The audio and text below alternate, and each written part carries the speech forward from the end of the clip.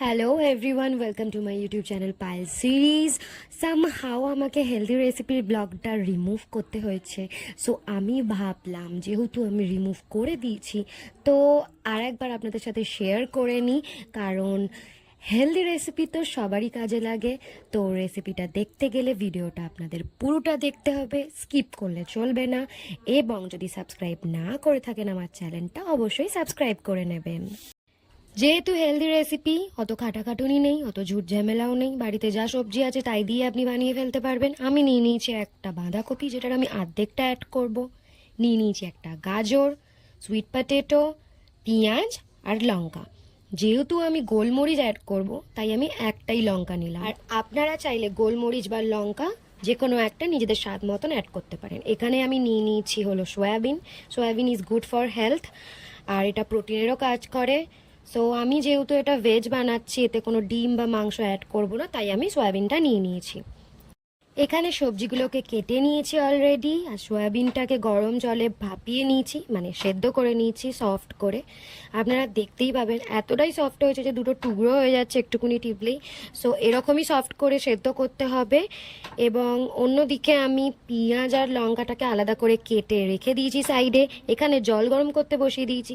যেহেতু আমাদের রেসিপিটায় oil use হবে না, তাই আমি সবজিগুলোকে একটু হালকা করে ভাপিয়ে নেব। আর এই মহারানী তো দেরি হলে হবে না, এই মহারানীকে তাড়াতাড়ি খেতে দিয়ে দিতে হবে টাইম মতন। এ হলো আমার পেট ফুলুরি, একটি ফিমেল স্ট্রিট ডগ। এ আমাদের পরিবারের ছোট মেয়ে। তো যতক্ষণ একে খেতে দিলাম ততক্ষণ ওইদিকে আই থিঙ্ক সবজিগুলো মোটামুটি সেদ্ধ হয়ে গেছে। তো চলুন গিয়ে দেখে নিই।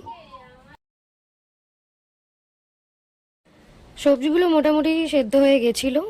তো ওগুলোকে আমি তুলে নিয়ে কড়াইয়ে 1 চামচ মতন ঘি দিয়ে তাতে সবজি আর কেটে রাখা পেঁয়াজ আর লঙ্কাটাকে অ্যাড করে দিয়েছিলাম।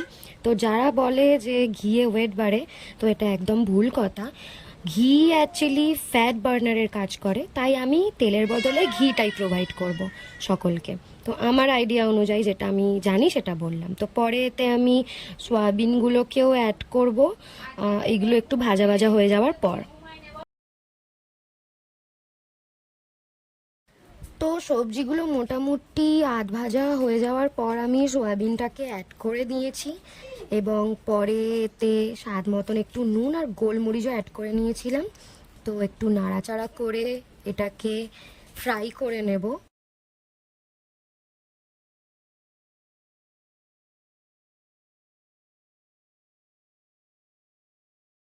একদম কম খাটুনিতে কম সময়ে লাঞ্চে আমি বানিয়ে ফেললাম একটা হেলদি রেসিপি।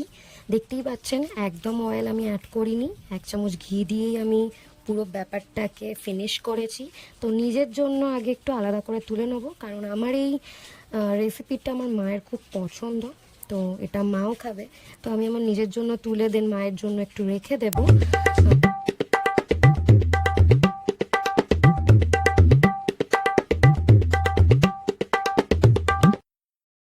আমি আমার লাঞ্চ নিয়ে বসে পড়েছি।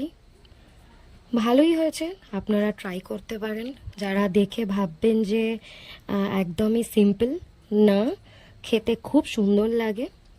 আর রেসিপিটা অবশ্যই বাড়িতে ট্রাই করে কমেন্টে জানাবেন আপনাদের কেমন লাগলো। ভিডিওটি ভালো লাগলে অবশ্যই লাইক করে দেবেন। এরকমই হেলদি হেলদি রেসিপি পাওয়ার জন্য আমার চ্যানেলটিকে যদি সাবস্ক্রাইব না করে থাকেন তাহলে একটু সাবস্ক্রাইব করে দেবেন গাইস। তো আবার দেখা হবে নেক্সট আরও একটি ব্লগে। আপাতত টাটা, বাই বাই এভরিওয়ান, ভালো থাকবেন।